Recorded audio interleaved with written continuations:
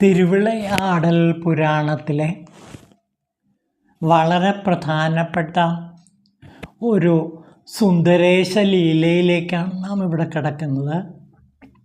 വേദങ്ങളുടെ പൊരുളത്രയും കണ്വാദി താപസന്മാർക്ക് സുന്ദരേശ ഭഗവാൻ വിവരിച്ചു കൊടുക്കുന്ന കഥയാണ് നാം ഇനി കാണുന്നത്.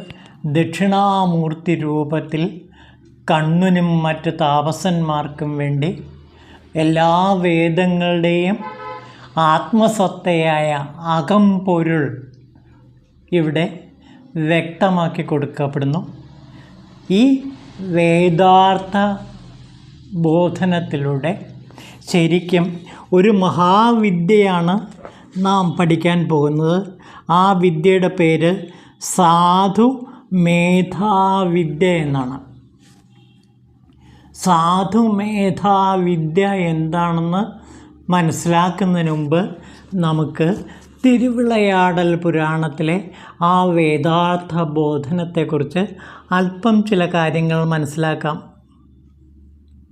ബ്രഹ്മാണ്ഡ സൃഷ്ടികാലത്ത് കൃതയുഗാരംഭത്തിൽ ശങ്കരവാചകമായ പ്രണവത്തിൽ നിന്ന് സർവവേദങ്ങളും അങ്കുരിച്ചു. ശങ്കരപ്രസാദം കൊണ്ട് ദ്വിജേന്ദ്രന്മാർ വേദങ്ങളെല്ലാം പഠിച്ചു. നൈമിഷാരണ്യത്തിൽ വസിക്കുന്ന കണ്വാദി താപസന്മാർ ഒരു ദിവസം ഇങ്ങനെ ചിന്തിച്ചു: നമ്മൾ വേദങ്ങളെല്ലാം പഠിച്ചു, പക്ഷേ വേദാന്തത്തിൻ്റെ അർത്ഥം എന്താണെന്ന് നമുക്കറിയില്ല. അത് പറഞ്ഞു തരാൻ യോഗ്യനായ ഒരു ഗുരുവും നമുക്കില്ല. എങ്ങനെയാണ് നമുക്കൊരു സൽഗുരു ഉണ്ടാവുക എന്ന് നമുക്ക് ചിന്തിക്കാം എന്ന് കരുതി അവർ ചിന്തിച്ചു കൊണ്ടിരിക്കുമ്പോൾ തന്നെ ഹരഭക്തൻ എന്ന താപസൻ അവിടേക്ക് എത്തിച്ചേരുകയാണ്.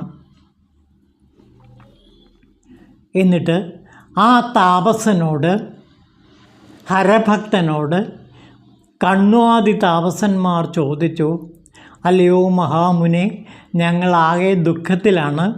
കാരണം വേദത്തിൻ്റെ പൊരുൾ ഞങ്ങൾക്കറിയാൻ കഴിഞ്ഞിട്ടില്ല. അത് എങ്ങനെയാണ് നേടാൻ കഴിയുക എന്ന് അല്ലയോ മുനിശ്രേഷ്ഠ അങ്ങ് പറയണം. അങ്ങനെ കേട്ടപ്പോൾ ഹരഭക്തൻ പറഞ്ഞു: സർവജ്ഞരായ മുനിശ്രേഷ്ഠന്മാരെ, സർവഹിതവാഹമായ എൻ്റെ വാക്കുകൾ നിങ്ങൾ ശ്രവിച്ചാലും തപസ്സുകൊണ്ട് എത്രയും ദുർലഭമായ വസ്തു കൂടി സിദ്ധിക്കും. സ്ഥലവിശേഷം കൊണ്ട് തപസ്സിനും വേഗത്തിൽ ഫലമുണ്ടാകും. ശിവക്ഷേത്രത്തിൽ വച്ച് തപസ്സനുഷ്ഠിച്ചാൽ വേഗത്തിൽ സിദ്ധിയുണ്ടാകും. അപ്പോൾ വളരെ പ്രധാനപ്പെട്ടൊരു കാര്യമാണ് ഇവിടെ ഹരഭക്തൻ പറയുന്നത്. ഹരഭക്തൻ പറഞ്ഞത് ശിവക്ഷേത്രത്തിൽ തപസ് ചെയ്യുക. അപ്പോൾ ശിവക്ഷേത്രത്തിനുള്ള മഹത്വം ഇവിടെ വ്യക്തമാക്കപ്പെടുകയാണ്. ക്ഷേത്രത്തിൻ്റെ പ്രഭാവം പോലെ തന്നെ തപഫലവും വേഗത്തിൽ സിദ്ധിക്കും. ശിവക്ഷേത്രങ്ങളിൽ വച്ച് അത്യുത്തമമായിട്ടുള്ളത് മധുര മീനാക്ഷി ക്ഷേത്രമാണ്. അത്യന്തം പുണ്യത്തെ പ്രദാനം ചെയ്യുന്നതാണ് വേദാന്തവും. ആ പുണ്യക്ഷേത്രത്തിൽ നിങ്ങൾ തപസ്സനുഷ്ഠിക്കുക. അതോടെ വിദ്യാസിദ്ധി, യോഗസിദ്ധി, തപസിദ്ധി ഇതെല്ലാം നിങ്ങൾക്ക് കൈവരും. അതുകൊണ്ടാണ് മധുരാപുരിയിലെ മീനാക്ഷി ക്ഷേത്രത്തെ സമഷ്ടി വിദ്യാപുരി എന്ന് വിളിക്കുന്നത് തന്നെ. അവിടെ നിങ്ങൾ സുന്ദരേശൻ്റെ ദക്ഷിണ ഭാഗത്ത് വസിക്കുന്ന ദക്ഷിണാമൂർത്തിയുടെ സന്നിധിയിൽ ചെന്ന് തപസ്സനുഷ്ഠിക്കുക. അപ്പോൾ സുന്ദരേശ പ്രതിമയുടെ ദക്ഷിണ ഭാഗത്താണ് ദക്ഷിണാമൂർത്തി ഇരിക്കുന്നത്. ആ ദക്ഷിണാമൂർത്തിയുടെ അരികിൽ ചെന്നിട്ട് തപസ് ചെയ്യുക. അതോടെ നിങ്ങൾക്ക് വേദാർത്ഥ ബോധം ഉണ്ടായി വരും. അങ്ങനെ കണ്വാദി താപസന്മാർ ഹേമപത്മ തീർത്ഥത്തിൽ സ്നാനം ചെയ്ത് മീനാക്ഷി ദേവിയെ നമസ്കരിച്ചതിന് ശേഷം സുന്ദരേശ ലിംഗത്തെ നമിച്ചു. എന്നിട്ട് ഭക്തിയോടെ സ്തുതിച്ചു. അതിനുശേഷം സുന്ദരേശൻ്റെ ദക്ഷിണഭാഗത്ത് വാണരുളുന്ന ദക്ഷിണാമൂർത്തിയുടെ സന്നിധിയിൽ ചെന്നു.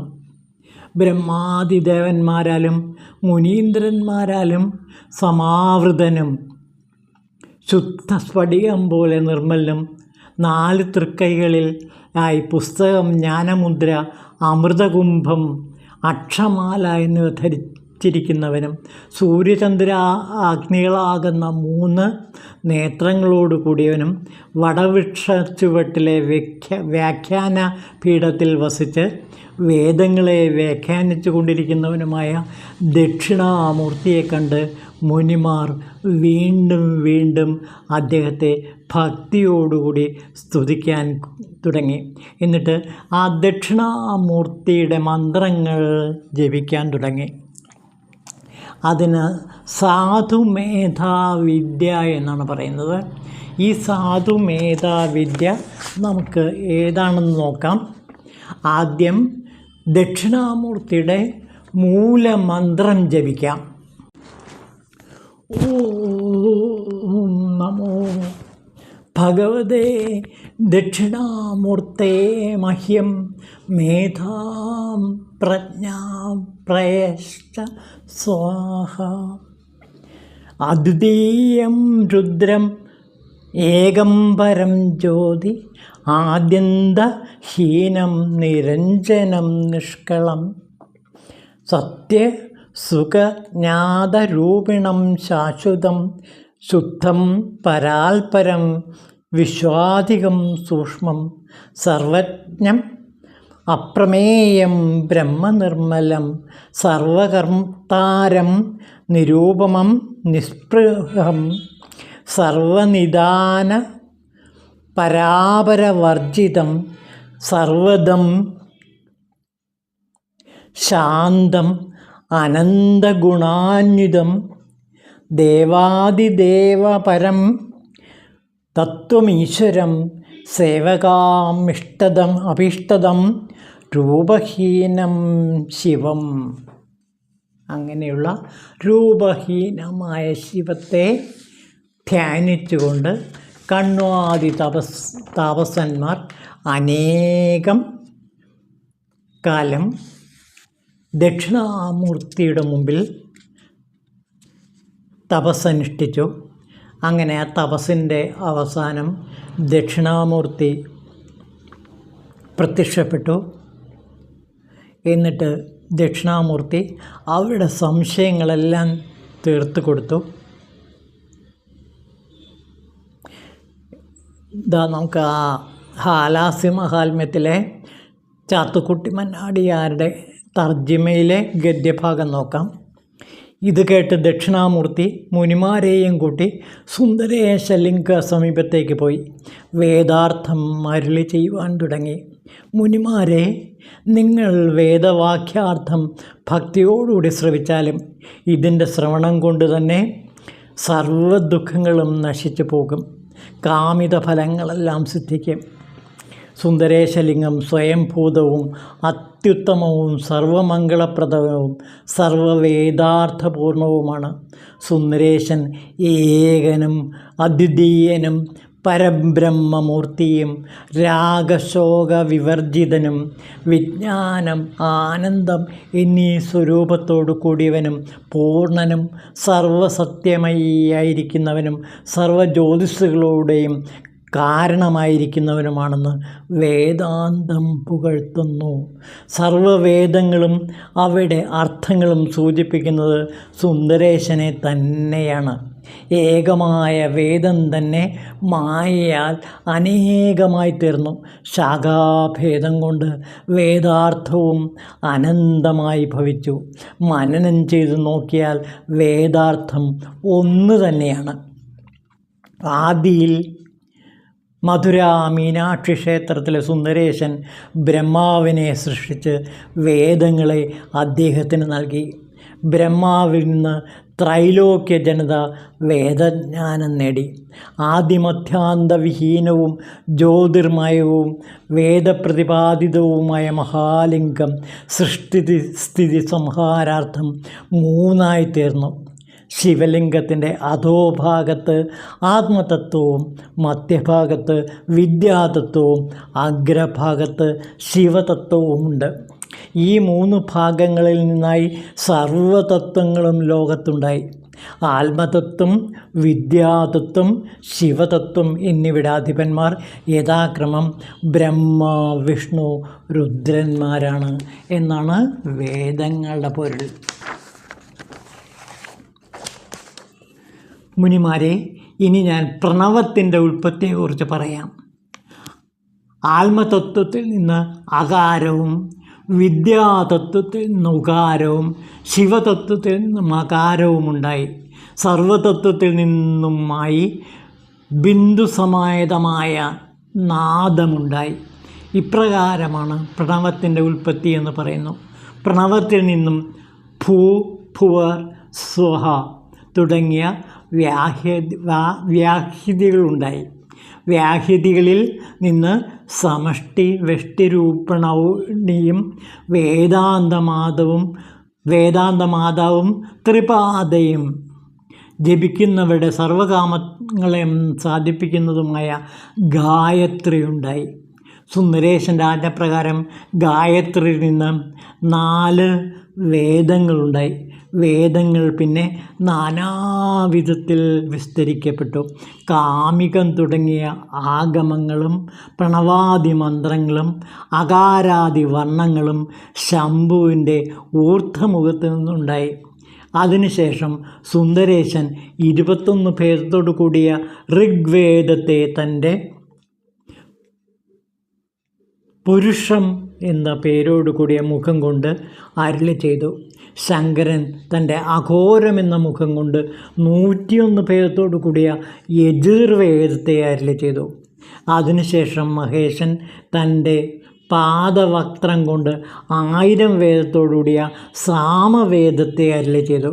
പിന്നെ ശംഭുവിൻ്റെ സദ്യോജാതവക്ത്രം കൊണ്ട് 9 ഭേദത്തോടുകൂടിയ അഥർവവേദത്തെ അരുളി ചെയ്തു. മുനിമാരെ, എല്ലാ വേദത്തിനും 2 ഭാഗങ്ങളുണ്ട്, കർമ്മകാണ്ഡവും ജ്ഞാനകാണ്ഡവും. അതിൽ കർമ്മകാണ്ഡവാക്യം കൊണ്ട് ഹാലസ്യനാഥനായ സുന്ദരേശലിംഗത്തെ പൂജിക്കുന്നതായി പറയുന്നു. ജ്ഞാനകാണ്ഡം കൊണ്ട് വാക്യമാകട്ടെ സുന്ദരേശൻ്റെ സച്ചിദാനന്ദ സ്വരൂപത്തെ പ്രകീർത്തിക്കുന്നു. നാരായണൻ തുടങ്ങിയ സമസ്ത ദേവന്മാരും സുന്ദരേശൻ്റെ അംശഭൂതമാണ് എന്നറിയുക. സർവവ്യാപിയായ സുന്ദരേശൻ സ്വയം അംശിയാണ്. ദേവതകൾക്കായി സമർപ്പിക്കുന്ന ഹവിസിനെ അംശിയായ സുന്ദരേശൻ സ്വീകരിച്ച് ഫലങ്ങളെ നൽകുന്നു. അശ്വമേധം, അതിരാത്രം, അഗ്നിഷ്ടോമം, വിശ്വജിത് തുടങ്ങിയ യാഗങ്ങളും നിത്യനൈമിത്തികമായ സർവകർമ്മങ്ങളും സുന്ദരേശൻ്റെ ബഹുവിധ പൂജാവിധാനങ്ങളാണ് എന്നതിന് സംശയമില്ല. അദ്വിതീയം, രുദ്രം, ഏകം, പരം, ജ്യോതിസ്, ആദിന്ദഹീനം, നിരഞ്ജനം, നിഷ്കളം, സത്യം, സുഖം, ജ്ഞാനരൂപിണം, ശാശ്വതം, ശുദ്ധം, പരാൽപരം, വിശ്വാധികം, സൂക്ഷ്മം, സർവജ്ഞം, അപ്രമേയത്വം, ബ്രഹ്മനിർമ്മലം, സർവകർത്താരം, നിരുപമം, നിസ്പൃഹം, സർവനിദാനം, പരാപരവർജിതം, സർവനിമിത്തം, പരം തത്വം, രൂപഹീനം, ശിവം എന്നെല്ലാം വേദാന്തം സുന്ദരേശനെ പ്രകീർത്തിക്കുന്നു. തത്വമസി തുടങ്ങിയ മഹാവാക്യങ്ങൾ കൊണ്ട് പ്രതിപാദിക്കുന്നതും സുന്ദരേശനെ തന്നെയാണ്. ഇപ്രകാരമിരിക്കുന്ന മഹാലിംഗരൂപിയായ സുന്ദരേശനെ ഗുരുകാരുണ്യം കൊണ്ടറിയുവാൻ കഴിയുന്നവൻ സംസാരസാഗരത്തെ തരണം ചെയ്യുന്നു. മുനിമാരെയും വേദത്തിൻ്റെ ജ്ഞാനകാണ്ഡത്തിനും കർമ്മകാണ്ഡത്തിനും അർത്ഥമായിരിക്കുന്നത് സുന്ദരേശൻ തന്നെയാണെന്നറിഞ്ഞാലും വേദോക്ത കർമ്മങ്ങൾ ഭക്തിയോടുകൂടി അനുഷ്ഠിക്കുന്ന ഫലങ്ങൾ ഹാലസ്യനാഥനെ പൂജിക്കുന്നുകൊണ്ട് സിദ്ധിക്കുമെന്നറിയുക. സുന്ദരേശലിംഗത്തെ ധ്യാനിക്കുന്നതിന് വേദാന്തജ്ഞാന സഫലമായ ആത്മസാക്ഷാത്കാരം സിദ്ധിക്കുമെന്നറിയുക. വേദോക്ത കർമ്മങ്ങൾ അനുഷ്ഠിക്കുന്നുണ്ട് ചിത്തശുദ്ധി ഉണ്ടാകുന്നു. അങ്ങനെ ജ്ഞാനാംഗങ്ങൾ കൈവരുന്നു. അഷ്ടാംഗയോഗങ്ങൾ ശാന്തി, ദാന്തി മുതലായ ധർമ്മങ്ങൾ തുടങ്ങിയവയെ ജ്ഞാനാംഗമെന്ന് വേദങ്ങൾ പറയുന്നു. ലിംഗാർച്ചനം, ലിംഗപ്രതിഷ്ഠ, ശിവക്ഷേത്ര ദർശനം, ശിവഭക്ത പൂജ, രുദ്രാക്ഷധാരണം, ഭസ്മധാരണം, ഗുരു ശുശ്രൂഷ മുതലായവ ശ്രേഷ്ഠങ്ങളാണെന്ന് മനസ്സിലാക്കുക. അങ്ങനെ ജ്ഞാനരംഗത്തെ ആചരിക്കണം. നാട്ടാചാരങ്ങളെക്കാൾ സ്മൃതിധർമ്മം ശ്രേഷ്ഠമാകുന്നു. സ്മൃതിധർമ്മത്തെക്കാൾ ശ്രുതിധർമ്മം ഉത്തമമാകുന്നു. വേദോക്തധർമ്മത്തെക്കാൾ ഉത്തമമായ ഒന്നും തന്നെയില്ല. ധർമ്മം, അധർമ്മം, മംഗളം, അമംഗളം മുതലായവ വേർതിരിച്ച് മനസ്സിലാക്കുന്നതിനും സത്യമറിയുന്നതിനും പ്രമാണം വേദം തന്നെയാണ്. വേദത്തെ അനുസരിക്കുന്നതുകൊണ്ട് സ്മൃതികളും പ്രമാണമാണ്. സർവം ശിവനാണെന്ന് അറിവുണ്ടായാൽ സർവഭോഗങ്ങളും മോക്ഷങ്ങളും സിദ്ധിക്കും. ഇതിനേക്കാൾ വലുതായോ തുല്യമായോ വേറെ ഒരറിവ് ലോകത്ത് എങ്ങുമില്ല എന്ന് പറഞ്ഞിട്ട് ദക്ഷിണാമൂർത്തി വേദജ്ഞാനങ്ങളെല്ലാം തന്നെ കണ്വാദി താമസന്മാർക്ക് പറഞ്ഞു കൊടുക്കുന്നു. ഇത് നമുക്കും പറഞ്ഞു തരുന്ന സാധുമേധാവിദ്യയാണിത്.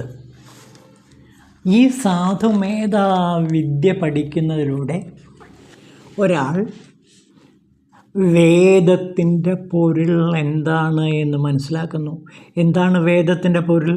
നമുക്ക് അതിങ്ങനെ നിർവചിക്കാം. സർവം ശിവനാണെന്ന് അറിവുണ്ടായാൽ സർവഭോഗങ്ങളും മോക്ഷങ്ങളും സിദ്ധിക്കും. അപ്പോൾ സർവം ശിവനാണ്. അൻപേ ശിവം. ഓം ശിവായ നമഃ.